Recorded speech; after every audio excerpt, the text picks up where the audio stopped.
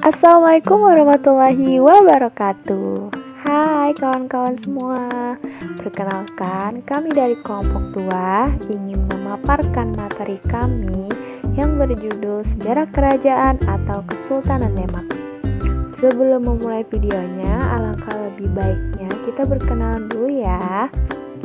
Yang pertama ada Arba'in, yang kedua ada Muhammad Fathul Ansori, yang ketiga ada Maulidah, dan yang terakhir ada Nur Anissa Dewi.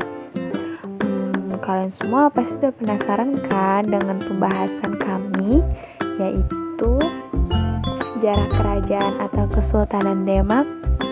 Yuk kita simak videonya.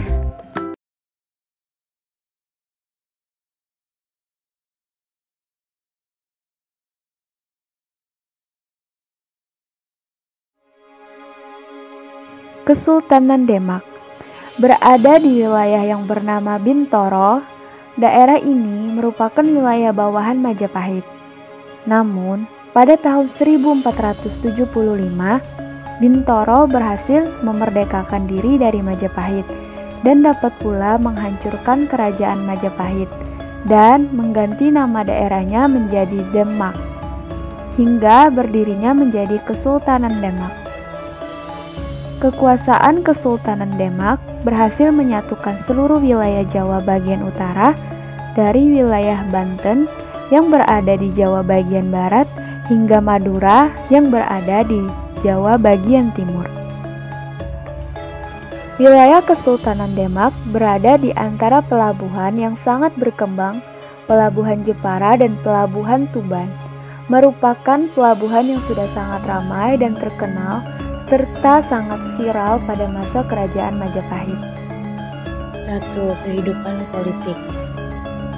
Pendiri Kesultanan Demak adalah Raden Patah, merupakan salah satu anak dari Raja Majapahit Brawijaya V dengan istrinya yang merupakan putri dari Kerajaan Campa. Raden Patah merupakan adipati dari wilayah Bintoro yang sudah memeluk Islam pada masa akhir keruntuhan Majapahit. Wilayah ini sudah merupakan wilayah yang mayoritas beragama Islam, tempat berkumpulnya para wali atau penyebar agama Islam. Banyaknya para ulama di daerah ini sangat berperan besar dalam membantu Raden Patah pada masa pemerintahan serta dalam menghancurkan Majapahit. Ketika Raden Patah meninggal dunia, pemimpin Kesultanan Demak akhirnya diturunkan kepada putranya yaitu Patiunus. Namun Patiunus tidak memerintah Demak dalam waktu yang lama karena harus gugur dalam pertempurannya melawan Portugis kembali. Setelah Patiunus wafat, pemerintah Demak kemudian digantikan oleh Sultan Trenggono. Pada masa Sultan Trenggono, Kesultanan Demak mencapai puncak kejayaannya. Pada masa Sultan Trenggono, wilayah Demak mengalami perluasan daerah. Penyerangan-penyerangan ini tidak lepas dari para ulama yang selalu memberi semangat kepada para pasukannya.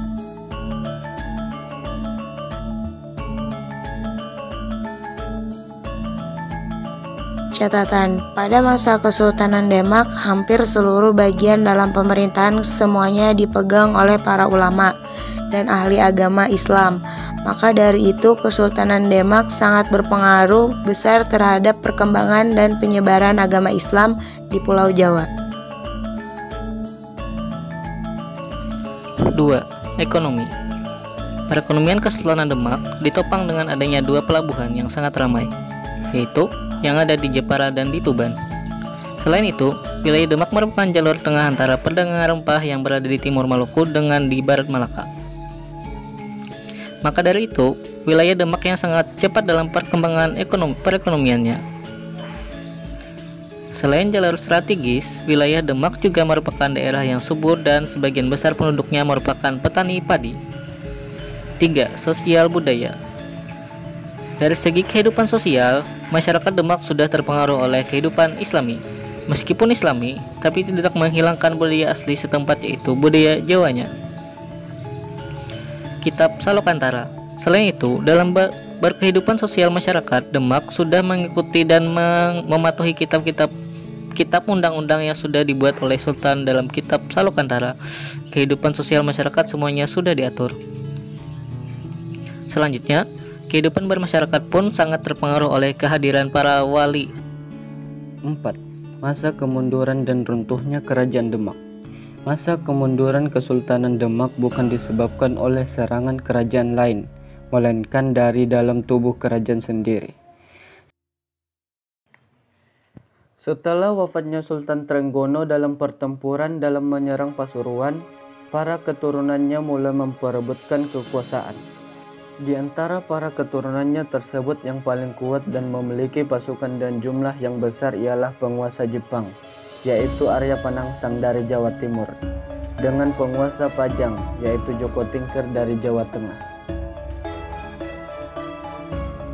Kedua kubu yang bertikai tersebut melakukan pertempuran yang sangat sengit, namun peperangan tersebut mengakibatkan wafatnya Arya Panangsang asal Jepang, dan akhirnya dimenangkan oleh Raden Sutawijaya asal Pajang.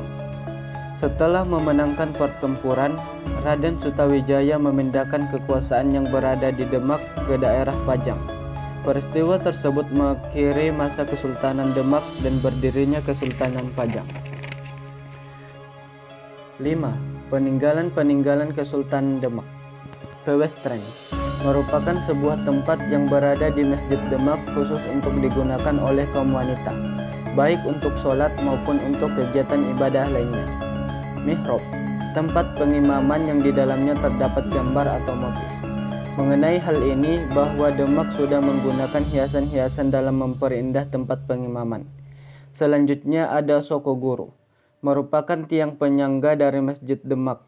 Tiang ini merupakan peninggalan Sunan Kalijogo yang terbuat dari kayu dengan diameter 1 meter dan berjumlah 4 buah.